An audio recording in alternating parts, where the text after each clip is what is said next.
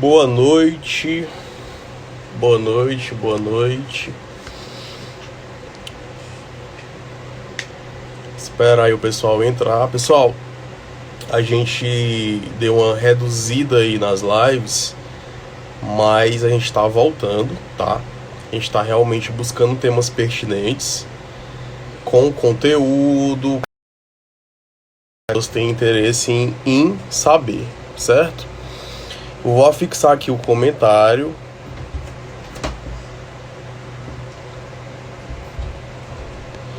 Da nossa live.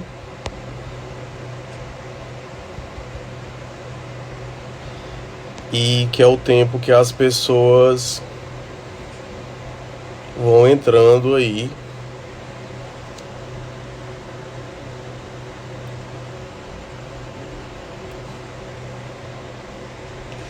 Pronto, comentário fixado. Conforme o comentário aí, a gente vai falar hoje sobre LGPD. Tema bastante em voga aí. E a gente também queria pedir para as pessoas que estão assistindo que mandem sugestões de lives pra gente, certo? Porque a gente vai fazendo as lives de acordo com as sugestões e as opiniões de vocês. Vão mandando as sugestões, vão dizendo o que vocês querem saber, que a gente vai buscar profissionais para que a gente possa ter esse bate-papo nas nossas lives. Enquanto a nossa convidada não entra, a gente espera esse tempinho aí de 5 minutinhos, que aí é o tempo que a galera vai entrando. Certo?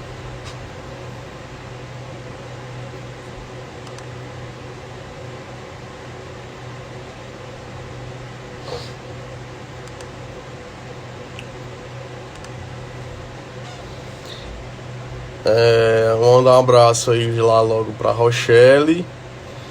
Meu sócio, doutor Vitor Bona, presente já. Cadeira cativa nas nossas lives. Doutor Gabriel, nosso estagiário querido. Aline, querida, boa noite. Minha sócia, doutora Emanuele, também presente sempre. Tem que dar essa força moral para os sócios que estão participando das lives, né? Sempre importante.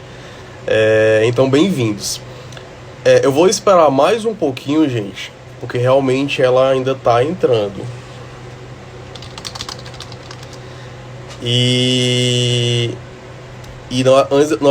Antes dela mandar o convite, eu vou apresentar aqui para vocês um pouco da nossa participante, a Juliana, a doutora Juliana, que é minha prima, né? Diga-se de passagem, é da família, já mandou aqui a solicitação, ela.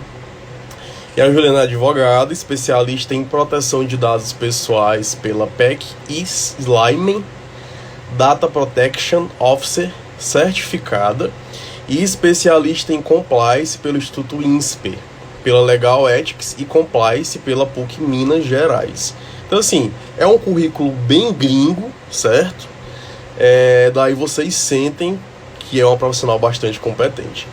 Eu vou aqui aceitar a solicitação dela.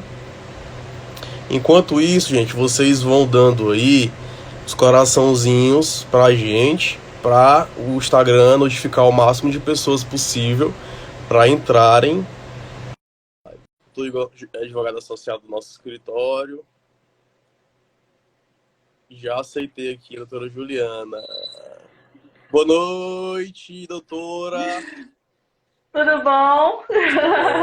Você viu aí a apresentação do seu currículo? Não tá nem um pouco brasileira, né? Eu entendo. Tive que treinar, inclusive, esse currículo antes de fazer a live, tá? Porque o meu inglês ainda é o Entendi. básico. Mas, assim, a Juliana, sou suspeito para falar, é minha prima. Advogou um tempo em Brasília, né, Ju? E agora tá... Foi. Eu tenho uns 15 anos de advocacia no total, assim. Um pouquinho mais de 15 anos. Aí eu vou dizer a minha idade, me fica chato, mas tudo bem. Essa parte a gente não precisa falar. Mas me diz uma coisa. Eu queria que tu falasse um pouco, antes da gente entrar no assunto, como que tá sendo tua vida agora com essa mudança em São Paulo? Qual a tua área foco hoje na advocacia? É. Na verdade, quando eu vim para cá, eu realmente vim buscando uma especialização técnica. E eu já estava muito nessa vibe de LGPD, de direito digital de modo geral, já estava trabalhando, atuando na área de compliance, e eu percebi que realmente o compliance é aquilo que eu quero, que eu gosto, que de fato ele engloba uma gestão de um modo geral, é aquela governança corporativa. O compliance, ele é um dos pilares da governança. Eu falei, gente, isso tem tudo a ver comigo. Eu acho que é uma complementariedade daquilo que eu já exerço, né, na advocacia. E na LGPD, ela é um pedacinho daquilo ali que está dentro do compliance. O compliance, ele é um geral. Então, eu percebi muito essa vibração enorme dessa questão do direito digital e em Brasília realmente está nascendo ainda. São Paulo ainda está nascendo um pouco. Então, aqui eu consegui muita especialização legal. Realmente, a gente sai um pouco mais à frente. Dá para poder passar conteúdo bom, técnico, né? Quando eu fiz com a doutora Patrícia Peck, inclusive, e assim, ela é uma referência em direito digital no país. Ela é uma pessoa incrível. Tive a oportunidade de conversar com ela várias vezes, até para poder aprender muito sobre isso. Ela é especialista pela USP em direito digital. Outros professores que eu tive também incríveis na área por aqui. Então, São Paulo me deu essas oportunidades legais, né? De eu poder passar esse conteúdo para todo o país. E o que é mais legal também é porque muita gente vem de fora para cá hoje e a gente tem a oportunidade de divulgar o nosso trabalho fora daqui. Por exemplo, eu conheci muita gente de escritórios de advocacia do Pará, em Pernambuco, até em Fortaleza, né? Fora todas as pessoas que eu conheço em Brasília, que de fato essas pessoas falam, poxa, que legal que você está tendo isso, vamos firmar uma parceria, porque realmente não tem ninguém que atue nessa área. E a LGPD tá correndo, e a gente não sabe o que fazer.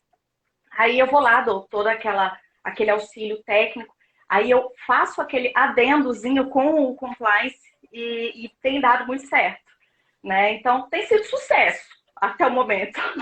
Na verdade, assim, eu acho, Juliana, doutora Juliana, vou chamar de doutora Juliana, porque esse negócio de estar em intimidade em live não dá certo.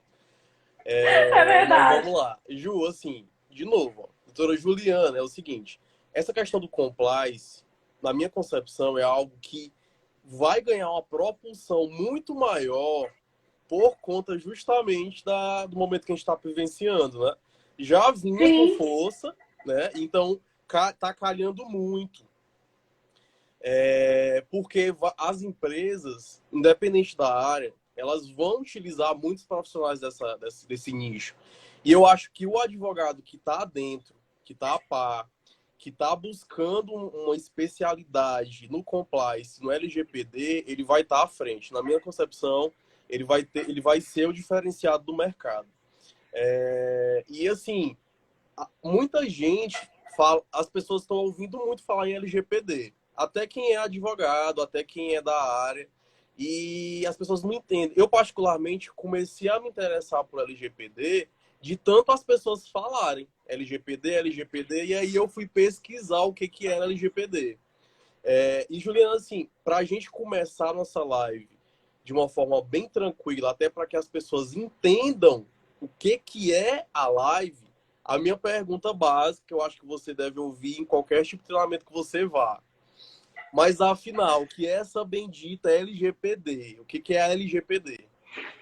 pois é, a Lei Geral de Proteção de Dados Pessoais atrasou demais a chegar no nosso país.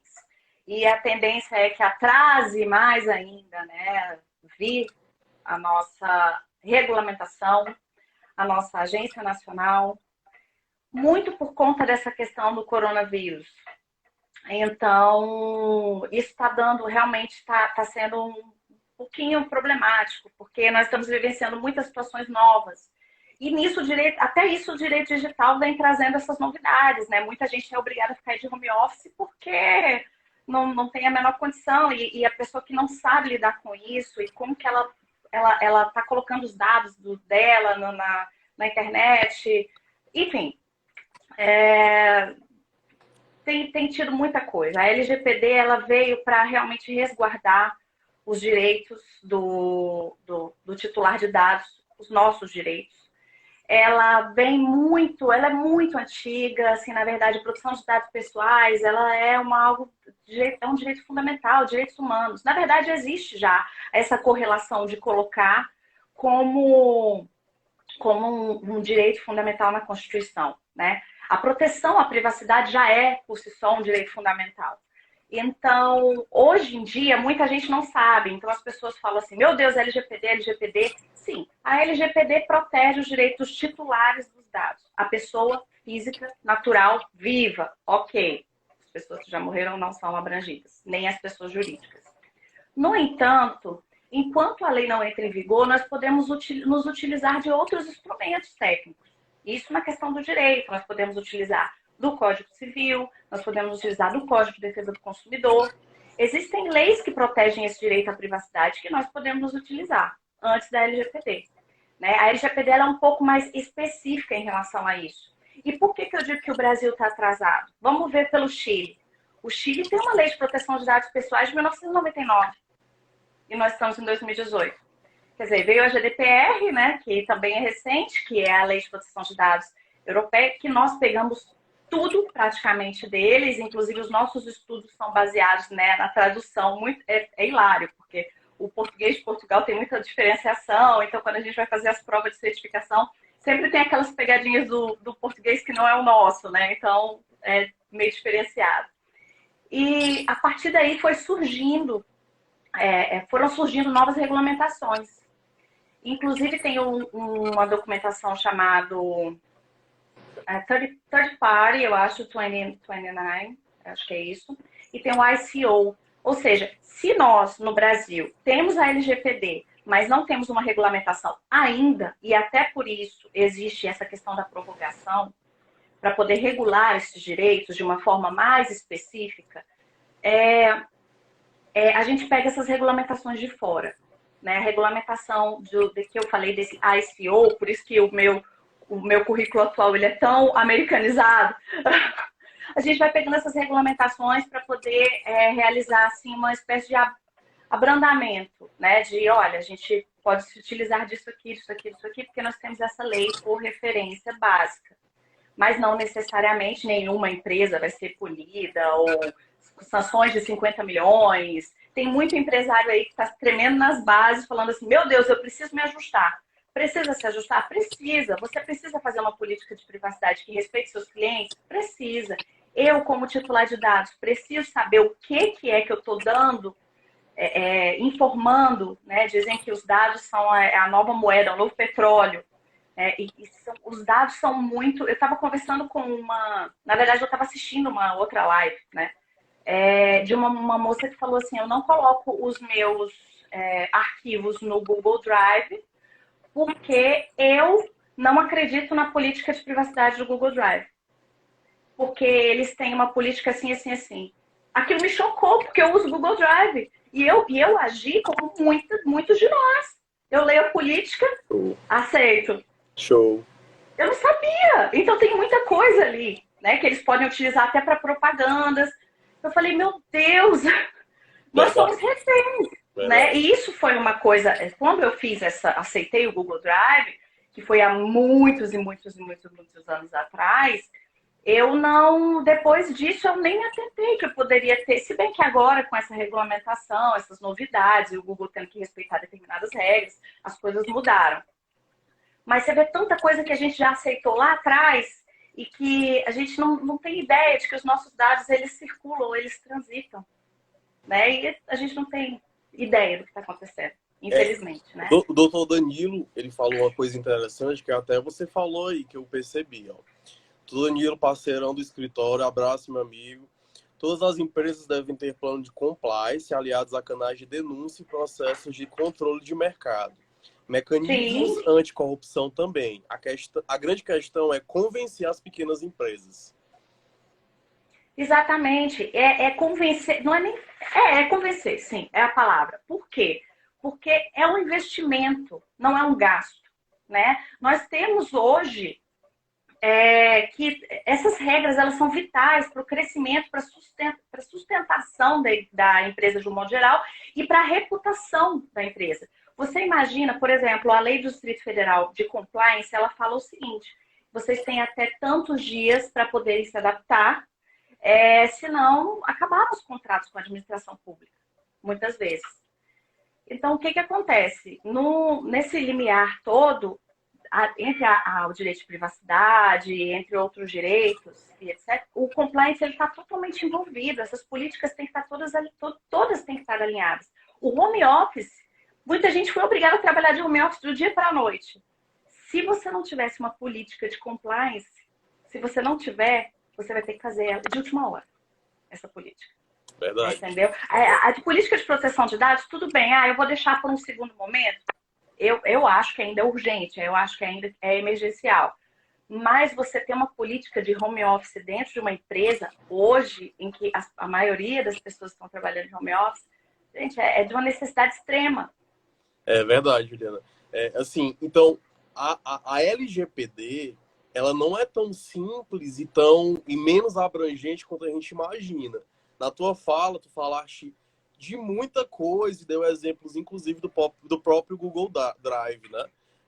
Para situar as pessoas do que a gente está falando. LGPD é aqueles dados que eu, usuário, baixo o meu aplicativozinho no meu celular e digo o seguinte: eu aceito os termos e condições de uso. Se nos termos e condições de uso estiver dizendo que aqueles dados seus podem ser utilizados, você está dando autonomia para que o operador ou o programador faça uso daqueles dados. Aí a LGPD vem justamente para falar, mas você deve usar assim, assado. Né? Então, assim, para mim, LGPD e compliance é algo muito interessante de todo mundo saber. O Danilo tocou no ponto interessante, porque ele diz o seguinte: a grande questão é convencer as pequenas empresas. Talvez as pequenas empresas elas estejam ainda achando que que a LGPD não é algo sério, né? Que os dados não é algo sério. E aí é na pergunta que eu vou chegar para ti, né? Considerando que LGPD é todo esse envolvimento de coisas, tudo esse arcabouço de informações, o que significaria, então, tratar dados dentro da LGPD? O que significaria tratar dados dentro da LGPD? Olha, o tratamento de dados, essa pergunta que você me fez foi muito boa. Essa pergunta que você me fez foi ótima, porque eu até ia pontuar isso. De uma maneira técnica, o tratar, olha só como é que a gente não tem uma autoridade nacional ainda, então ela não existe uma especificidade. Mas o tratar é coletar, armazenar, a portabilidade, a eliminação dos dados, a anonimização de dados, a minimização de dados, tudo isso é considerado tratamento.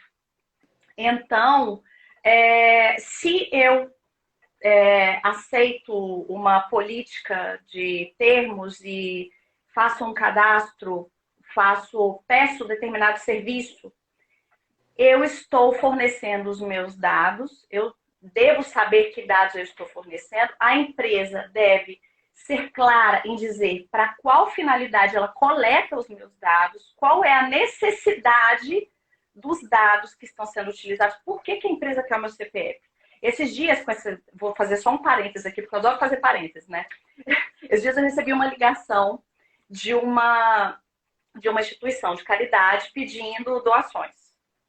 E eu falei o seguinte: olha, tudo bem, a gente pode colocar isso na sua conta telefônica? Eu falei, pode colocar na conta telefônica. Não, mas nós vamos precisar pela gravação que você diga o seu nome completo e o seu CPF. Eu falei, eu desejo não fornecer meu CPF. Então não vai ser possível a doação. Eu falei, eu preciso saber para qual finalidade vocês querem o meu CPF. Para dizer que você é você. Eu falei, olha, a empresa de telefonia que forneceu o meu telefone, que não deveria ter fornecido sim a minha autorização, eles têm o meu CPF. Porque na hora de eu contratar, eu precisei fornecer o meu CPF. Então não existe necessidade alguma. E eu fornecer o meu CPF sendo outra pessoa de voz feminina dizendo, eu sou a Juliana.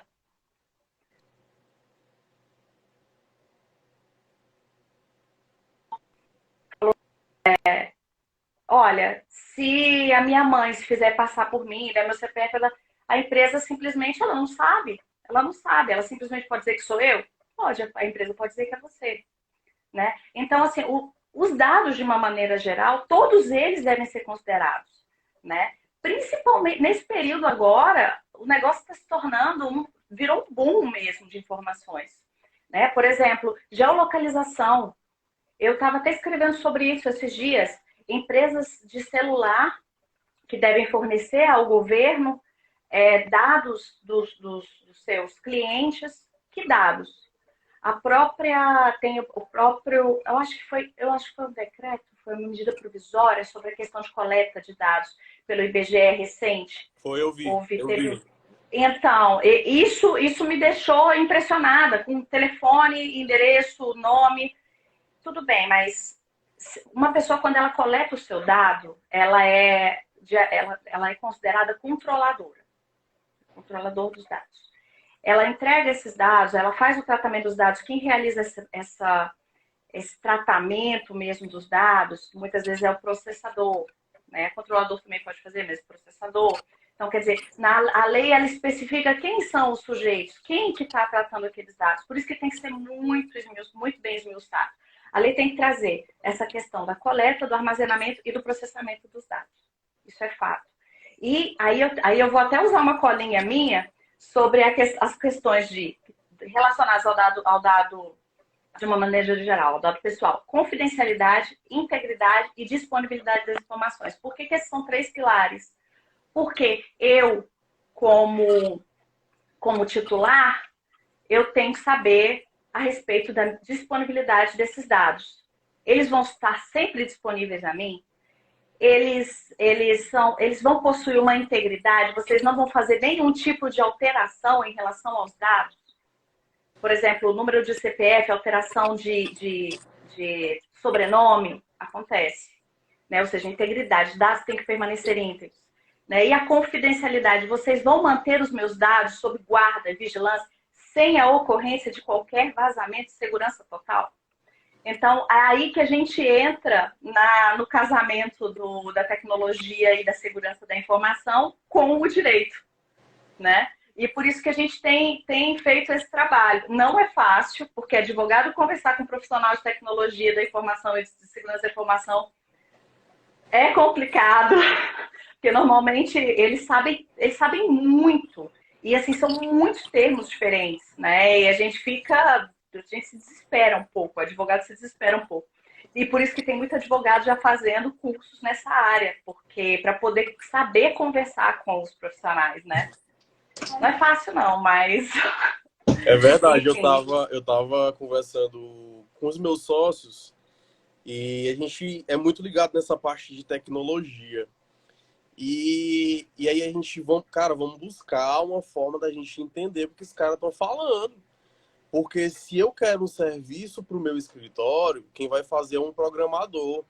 E os caras, eles desenvolvem a programação e a gente não sabe o que quer dizer muita coisa técnica, muito nome técnico. Sim. Né? E aí indicaram um curso, inclusive, quem está nos assistindo, eu comentei até com a Juliana sobre esse curso, um curso na Harvard. Me inscrevi, nunca fiz uma aula, meu povo, mas eu vou me dedicar a fazer o curso. Tá na hora dessa quarentena.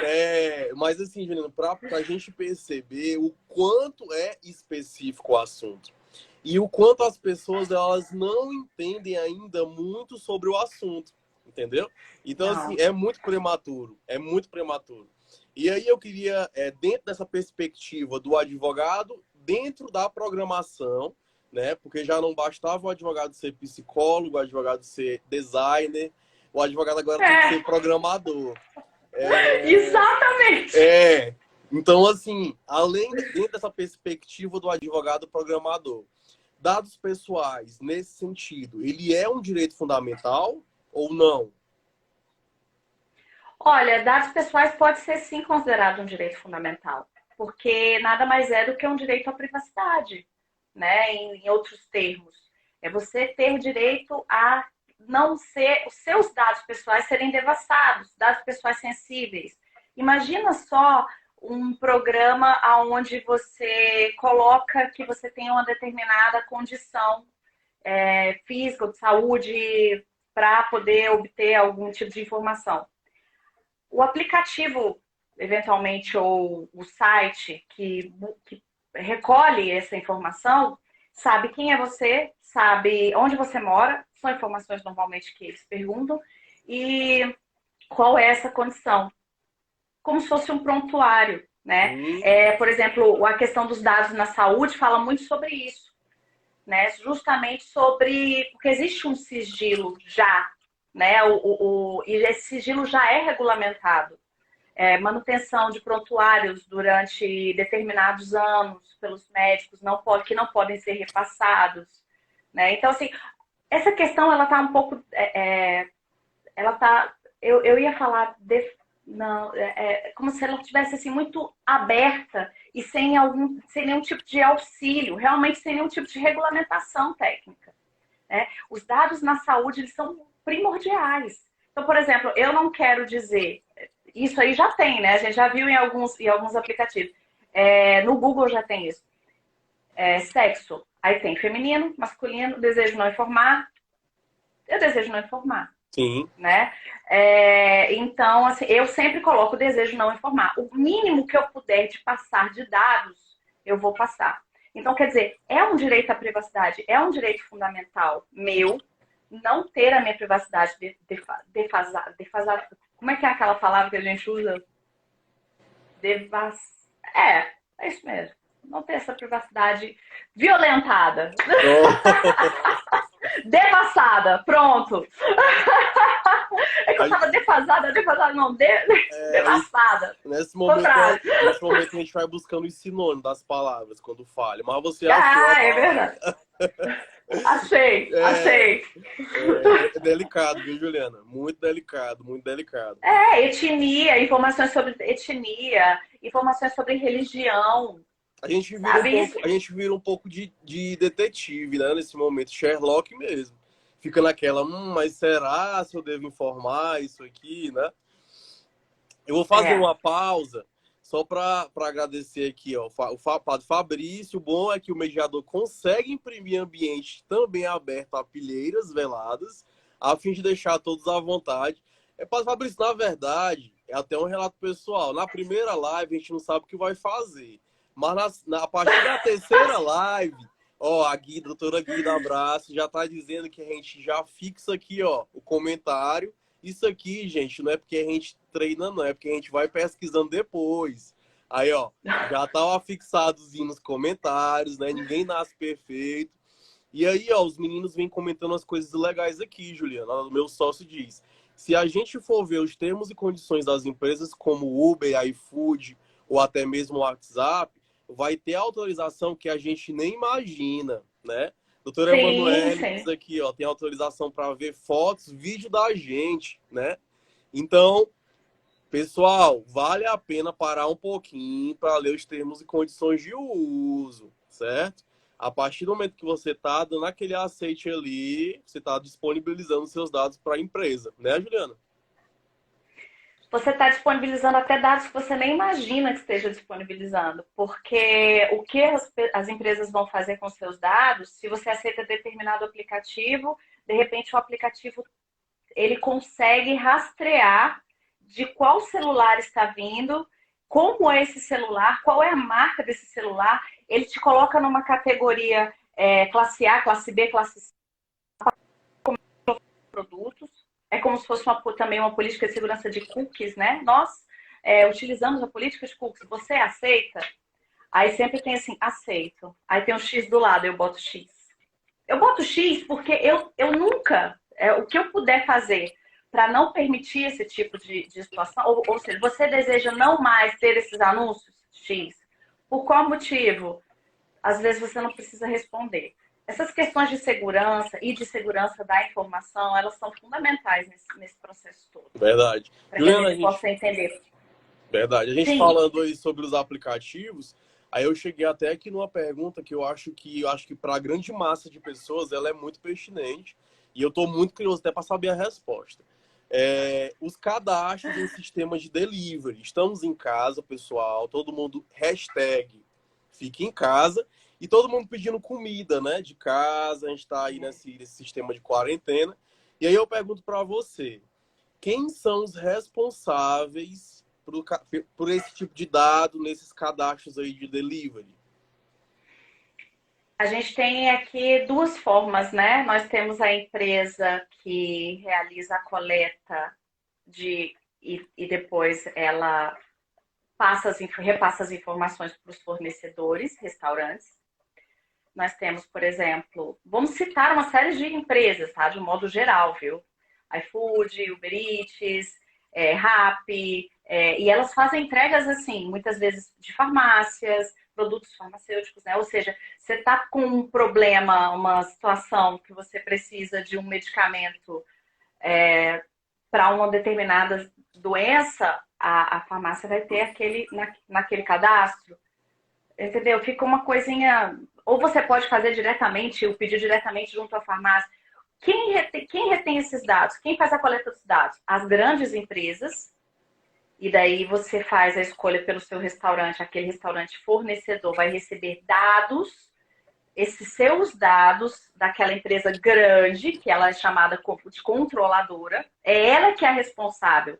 O vazamento dos seus dados, a responsável pelo vazamento é ela. Entendeu? Não como é a empresinha pequenininha. Como se fosse a empresa terceirizada, né? Só para ficar mais palpável. Na verdade, é a empresa que realiza a coleta. Ela é a principal responsável. Certo. E ela passa os seus dados para um restaurante qualquer. Eu escolhi esse restaurante aqui, de comida japonesa. Ok. Restaurante de comida japonesa, a pessoa é tal, ela deseja dessa forma, agora sem contato físico, sem talher. O endereço é esse. Quer dizer, ela já tem informações. A empresa que é cadastrada já tem muitas informações sobre você. Ela já tem o seu nome, ela já tem o seu endereço. Isso por si só, esses são dados pessoais, né? Então, assim, essas empresas grandes estabelecem determinados contratos que constam justamente essas questões de privacidade com essas outras empresas, vulgo pequenininhas, restaurantes, etc., para que elas façam essa proteção mútua. Ou seja, eu não tenho como garantir que o meu contratado, de fato, não vá vazar esses dados. Né? Eu não tenho como garantir. Eu posso ter toda aquela segurança necessária, mas eu não sei se isso vai ser respeitado. Eu nunca vou saber. Tanto é que eu estou ali, estou dando minha cara a tapa. Eu sei que se acontecer alguma coisa e esses dados forem vazados, eu vou ser responsável. Depois eu posso rever isso até juridicamente com essa empresa pequenininha. Mas eu fiz a coleta para determinada finalidade, para determinada necessidade, por tal tempo, ali acabou. A minha relação acabou. Eu preciso necessariamente eliminar e excluir esses dados. Importante que nós, como titulares, que a gente tenha essa certeza de que esses dados eles vão estar sempre disponíveis para nós e que a gente possa, sempre que for possível ou necessário, pedir a revisão, saber se eles permanecem íntegros e por quanto tempo. Por exemplo, dentro do contrato pode estar especificado isso. Durante 5 anos manteremos os dados, tarará, tarará, tarará. Aí a pessoa fala, mas eu não quero isso. Não, tudo bem, a gente vai realizar uma minimização dos seus dados, anonimização desses dados, vai coletar só aquilo que é essencial, dados para fins estatísticos. Isso é muito relevante, porque você fala assim, mas eu tenho determinada doença, mas eu não quero entrar para a estatística. Não, você não vai entrar. Você vai entrar com mais um. Seu nome não vai estar, seu CPF não vai estar tudo numa base de dados segura, fechada, em blockchain, para que você não tenha acesso a isso. Interessante. Né? E ninguém tem acesso, né? Você pode ter, ninguém pode ter acesso a isso. Legal. Juliana, eu vou puxar até para uma pergunta que eu achei até interessante do Marlos. Nosso querido Marlos vai estar aqui online, ligado na nossa live. E aí vamos partir para uma pergunta hipotética para chegar na dele, uma situação bem hipotética. Tá. Fiz meu cadastro em algum desses apps aí de delivery, disponibilizei meus dados, a empresa não conseguiu resguardar, não conseguiu manter meus dados de forma correta e houve um abuso por parte da empresa. Como que eu posso evitar esse tipo de abuso? Eu sou advogado da área de compliance, né? Especificamente de LGPD. como que eu posso evitar esse abuso por parte dessa minha empresa que é meu cliente? Tá, vamos ver se eu entendi bem. Eu forneci os meus dados pessoais, você diz, eu como E pessoa física, eu como advogada, fiz meu cadastro certo, normal e vazou, meus dados vazaram. Como que eu vou evitar certo. esse tipo de abuso pelas empresas? Que é justamente Pois é, isso é um grande problema. Eu já fiz cadastro, eu tive uma situação bem ruim em relação a isso. Eu fiz um cadastro solicitando um serviço, de repente começaram a me ligar. Não, o mais impressionante é porque eu já sabia quem tinha feito a venda. As empresas fazem venda de dados. E como coibir isso? Entendeu? É caramba. muito difícil. A gente não.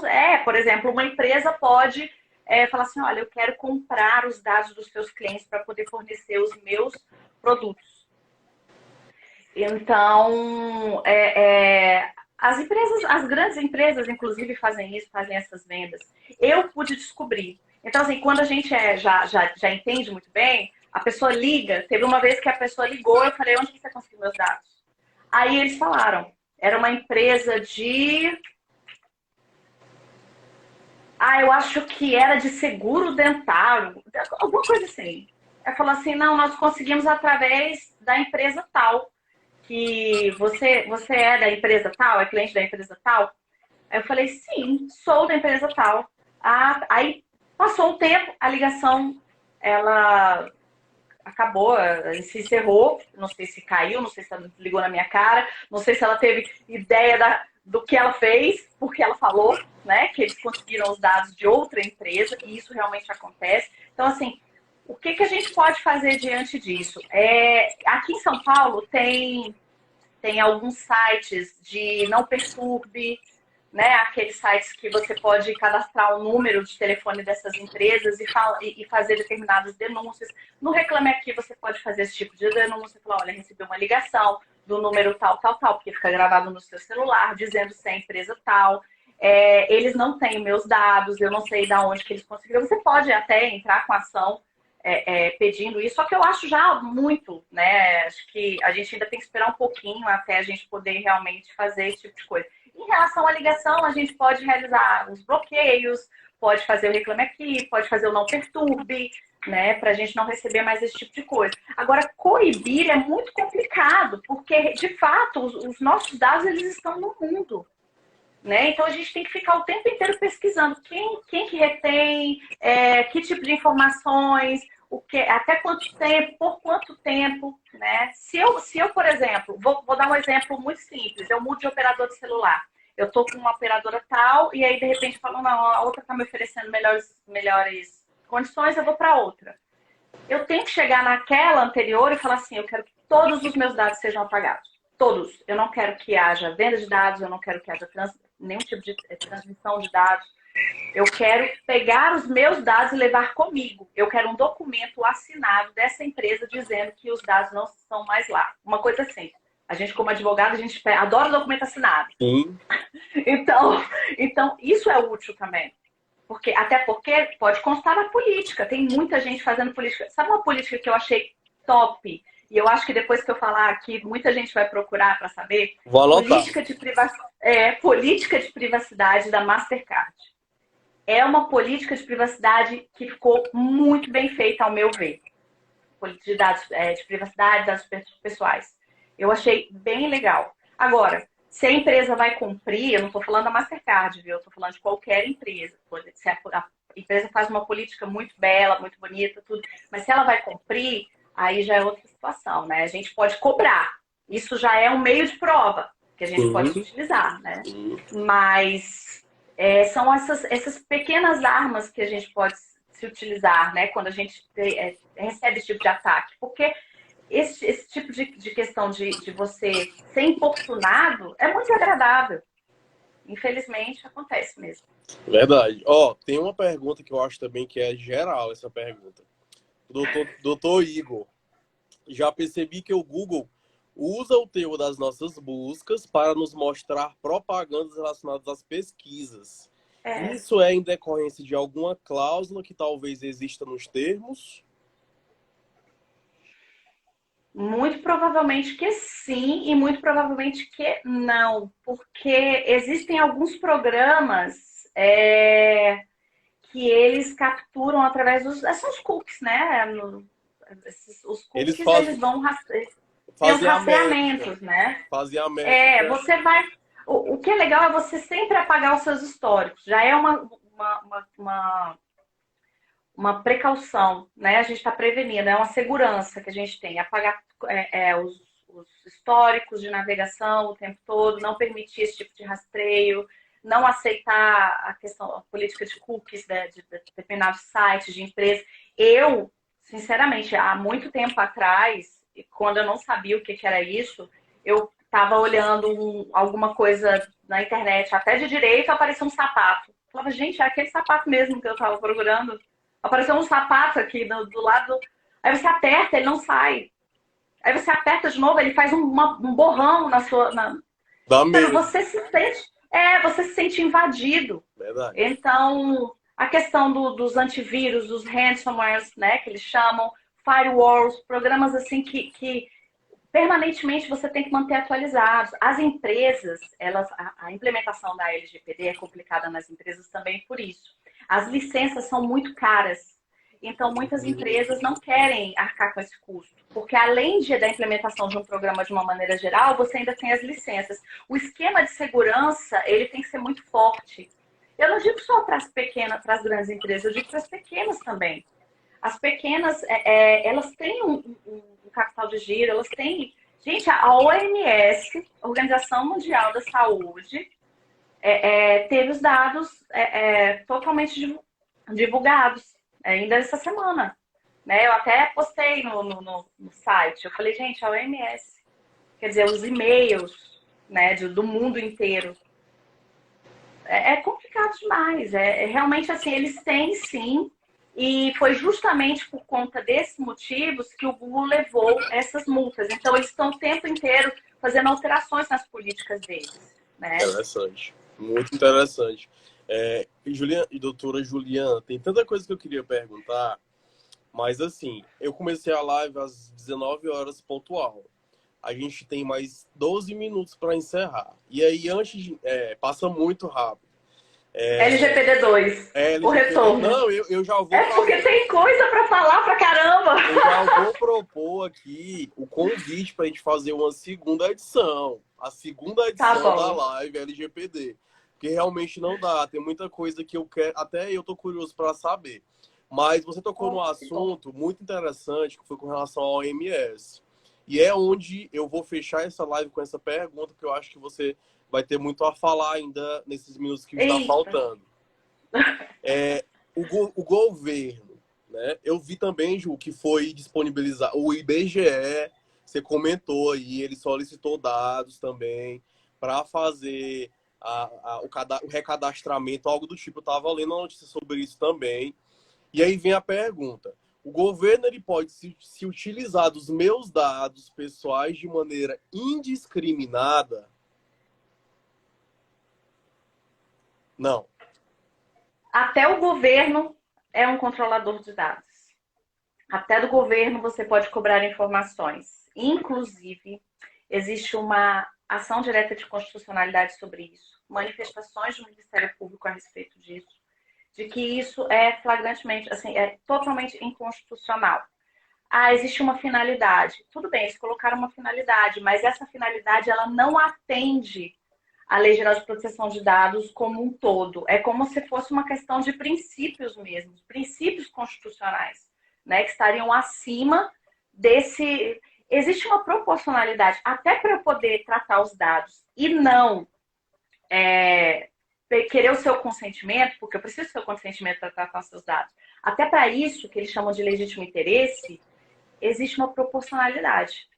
Então, você simplesmente fazer jogar uma lei e que essa lei seja específica para poder fazer uma coleta de dados genérica, geral, e não especificar a real necessidade daquilo com uma justificativa que, no mínimo, tenha um fundamento técnico, né, não seja um fundamento político, seja um fundamento realmente técnico, não pode ser validado.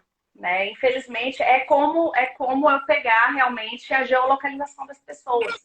Para saber, eu posso pegar as antenas. Isso é legal falar, que eu estava justamente falando sobre isso no começo, mas aí eu volto agora.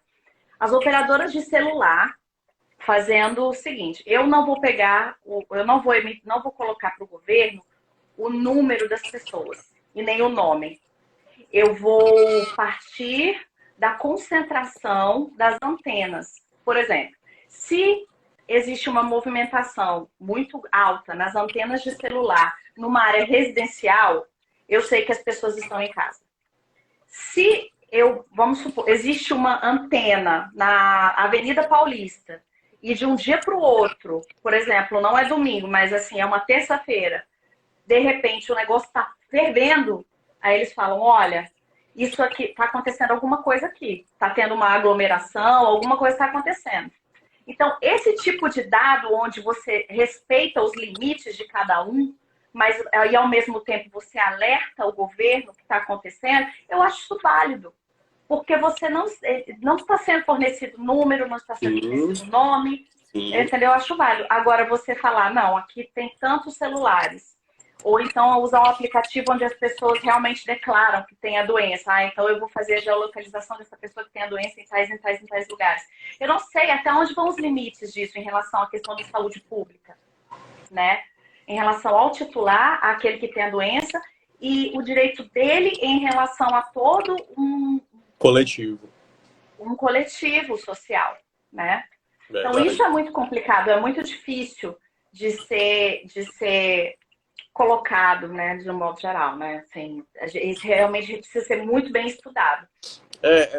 Essa questão aí, eu acho que a gente paira até naquela pergunta que eu fiz sobre a questão do direito fundamental, né? A minha privacidade, Sim. né? Por ser, eu acho que a ação direta de inconstitucionalidade, ela deve se pautar exatamente nesse ponto. Os meus dados, eles são direitos fundamentais. Ele é um direito fundamental. Se ele é um direito fundamental, ele tem que ser respeitado. E quem resguarda o direito fundamental é a própria Constituição Federal. Então, é por isso que quando eu comecei a live, conforme você foi falando, eu percebo que é um assunto muito delicado, né? E assim, antes de eu passar a palavra para você até encerrar, só deixar realmente um recado para as pessoas que ficam baixando aplicativos à torta e à direita, aceitando termos e condições de uso sem ler, que ali é os seus dados, né? A gente não sabe o que as pessoas vão fazer com os seus dados. E possivelmente você pode sim ser alvo de um crime na internet, quem sabe, né, Juliana, pelo fornecimento desses dados. Sim, né? Já acontece, né? Então, assim, é óbvio que você vai poder ir atrás dos seus direitos, vai poder entrar com a ação na justiça, contudo, olha a dor de cabeça que isso pode gerar, né? E assim, eu queria passar a palavra para ti. Eu não vou mais fazer perguntas, porque, como eu disse, tem coisas que você não vai conseguir falar em 10 minutos. E não vou mesmo, não. Eu tenho certeza. E, assim, acabou que a gente não falou muito sobre a questão do adiamento, né? Do adiamento da LGPD para... Era sobre isso que você estava querendo falar? Ou não? Vou deixar, também, mas eu vou deixar esse gostinho na boca das pessoas para que elas assistam a nossa segunda live. Mas também tem uma coisa que eu estou muito curioso, que é com relação aos dados nas redes sociais. Eu estou muito curioso sobre esse assunto, porque a gente hoje está fazendo uso de muito aplicativo. O Instagram, o WhatsApp, que já era comum. Aí a gente está baixando Telegram, Zoom e outros aplicativos que fazem reuniões online. Até que ponto isso é favorável para mim, né, para você, para o usuário? Então tem muita coisa que ainda a gente tem para falar aqui e, como eu disse, não vai dar tempo. Aí eu vou te dar esses 10 minutos, Ju, para você pontuar e deixar um recado, você enquanto especialista e enquanto detentora do saber nessa área, na nossa live, algo que possa trazer para as pessoas, tipo assim, até a pessoa mais leiga, o que eu posso fazer nesse momento que meu dado está sendo pedido, né? qual a cautela eu devo ter? Quando eu forneço um dado para um delivery, o que, que eu preciso me atentar? Então, eu queria que tu desse um pouco dessa informação para a gente deixar essa mensagem final para as pessoas que estão nos assistindo. Então, de um modo geral, né, a gente tem que. Existem aquelas terminologias que a gente utiliza muito cuidado quando você recebe qualquer tipo de mensagem via WhatsApp, via Telegram. Você mencionou a questão do Zoom, né? Você viu a questão da privacidade do Zoom, o que aconteceu? Muita gente. Eu utilizei do Zoom para poder Também. assistir acho que foi uma aula que teve sobre tecnologia de um professor da FIA que eu adorava. Depois, quando eu vi o que tinha acontecido, eu falei que meus dados estavam lá, meus dados foram repassados. Né? A gente não sabe, pode ser milhões, né, que são repassados. E para onde eles vão, a gente não sabe. Eu não sei se você chegou a ver aquele Privacidade Hackeada, mas vale muito a pena ver no Netflix, Qual? tá? Eu já vou deixar aqui o Privacidade Hackeada. É Vi não. muito legal É no filme, é? Netflix. É um documentário, na verdade. Vou deixar aí para quem quiser assistir, né, uma dica que eu achei bem interessante, fala muito sobre essa questão da privacidade. Então, assim, pelo menos agora que você tem o seu próprio laptop ou desktop, enfim, procure de todas as maneiras fazer, principalmente agora nesse período de pandemia, procure mudar as senhas constantemente, com números, com letras, com símbolos, letras maiúsculas, minúsculas, constantemente. Tem até um profissional da área que ele deu uma sugestão de senha muito interessante. É como se fosse assim, eu comi 100 hambúrgueres, uma coisa assim. Que fala que a senha ela é extensa, ela tem números, ela tem letras. Então, quer dizer, procure sempre fazer essas alterações. A questão do antivírus, ela é como se fosse assim de um dia para o outro. Ela é fundamental. Ela é fundamental na alteração. Verifique as suas licenças, verifique se você, porventura, não tem, se você está trabalhando com um equipamento que é o equipamento da empresa, veja a questão do VPN, se você está se utilizando dessa rede, que é uma rede que você está ligando diretamente a essa empresa, e como é que está sendo realizado esse processo. Procure conversar com o profissional de tecnologia de segurança e informação da empresa que você está trabalhando de home office. Em relação aos dados que você coloque, que eles ficam salvos nos seus aplicativos, procurem sempre fazer alteração de senhas nos aplicativos. Inclusive, se você deixou algum tipo de cartão de crédito cadastrado, retire o cartão, fale que você vai pagar ali presencialmente. Eu sei que é uma comodidade, ainda mais agora que você tem que ficar colocando cartão na maquininha, depois lavar a mão, passar álcool em gel, que é necessário. Então, mas é uma questão de segurança também, de você proteger os seus dados.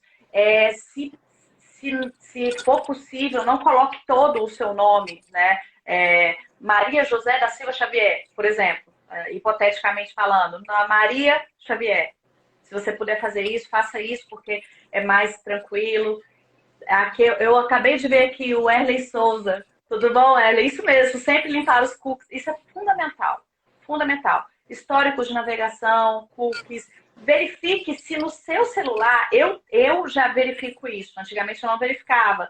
Eu já verifico isso. Tem aplicativos que têm dados seus que você não utiliza. Aplicativo que você não utiliza, você coloca uma opção de aplicativo no seu celular e você esquece que você tem.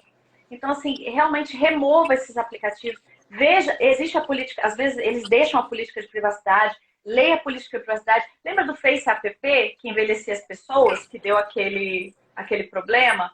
Então, tem aplicativos, inclusive, de fotografias, de filtros de fotografias que recolhem dados. Então, veja se aquilo ali realmente está funcionando para você. Você não pode usar um outro tipo de filtro, um filtro do Instagram, ou até a luz do sol da sua janela, já que você não pode sair de casa por esse momento. Né? Então, esses pequenos cuidados, por mais que sejam até repetitivos, muita gente vem falando sobre isso, eles, de fato, eles são relevantes. A gente está na nossa casa, acha que não está acontecendo nada, e tá. Existe uma deep web. Né? Verdade. Então, os seus dados eles são muito importantes, muito relevantes. Recentemente, nós tivemos um problema em casa com cartão de crédito por conta disso, porque compras feitas no cartão pelo celular e roubaram os dados e fizeram uma compra de R$ 1.400. né? E a gente não sabe se essa compra foi feita pelo aplicativo, não sabe se essa compra, se esse vazamento ocorreu pelo aplicativo, se o vazamento ocorreu no, fazendo no computador, a gente não sabe. Muitas vezes a gente não sabe a origem. Isso é muito complicado. É como se fosse um tratamento de corrupção, né? De lavagem de dinheiro. Você às vezes não sabe a origem daquilo ali. Verdade. É anticorrupção mesmo. É anticorrupção mesmo. É muito É, tênue, né, Juliana, essa questão. é Porque integridade. Isso é muito, integridade. Estabeleça a sua política de integridade e privacidade dentro da sua casa. é muito Pronto. tênue. Né? Enquanto a gente está realmente num mundo mais tecnológico e mais digital, e indo à torta e à direito, baixando tudo que a gente imaginar para se manter conectado, a gente também precisa dosar muita coisa, que é o que você pontuou aí, são coisas básicas. Ó, por exemplo, a questão do antivírus é básico, né? Mas Básico. ninguém faz. Eu, particularmente, não faço essa atualização do antivírus, né? Então, tem que fazer a atualização do antivírus. Mudar a senha é básico, né? Básico. É, As a pessoas têm gente vê isso o senha. tempo inteiro. As pessoas têm senha, Juliana, da época que era criança.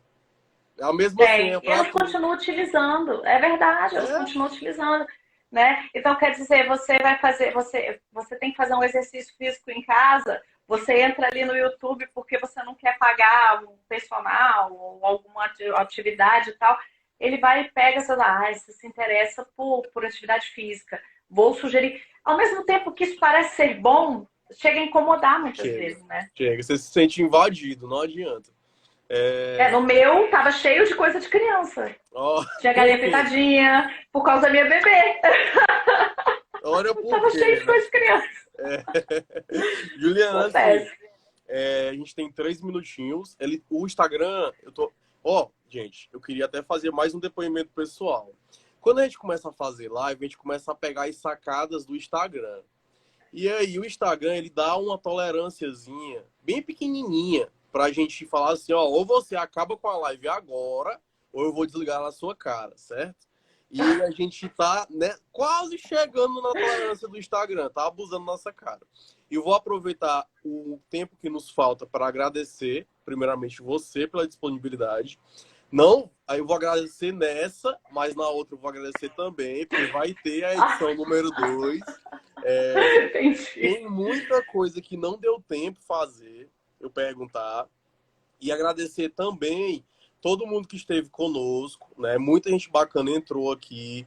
O Erley, o Ricardo, o Gustavo, o Marcos, enfim, Thaís, muita gente legal aqui com a gente.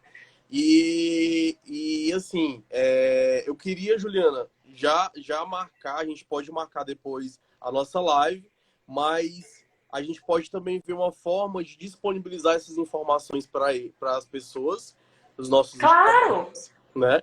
E dizer que eu gostei bastante, também. desmistificou muita coisa da minha cabeça sobre a LGPD. Direito digital é bacana, gente. Não é Muito, só muito legal. matemática, não. Assim, dizer para você que falta 1 minuto para cair a live e saber se você quer agradecer, quer falar mais alguma coisa, tá livre. Tá, Jóia. Queria só agradecer vocês. Eu fico muito feliz, muito encantada pelo novo convite de fazer mais uma live. Eu espero trazer muito mais temas, muito mais relevantes. Espero estar com muito mais novidades. Eu espero que tenha muito mais novidade. E a gente fica aguardando aí vocês também. Se precisarem de qualquer coisa, nós estamos aí. Show. Quem precisar de algum tipo de informação, tem o meu e-mail, tem o canal Integridade em Foco. Tá? E Então, assim, estamos aí. aproveitar, gente, 50 segundos para dizer que a gente vai botar a live no canal do YouTube, tá? Eu vou disponibilizar o link para você também, se você quiser disponibilizar a live no seu. Gente, segue aí a Juliana, @Integridade em Foco, muita coisa legal sobre LGPD, viu? Lá eu acompanho sempre. E é isso, né? Boa noite, todo mundo. Boa noite, doutora. Abraço para todos aí em São Paulo. Boa noite, E até a abraço para próxima live. vocês. Tchau, gente. Obrigada, gente. Tchau.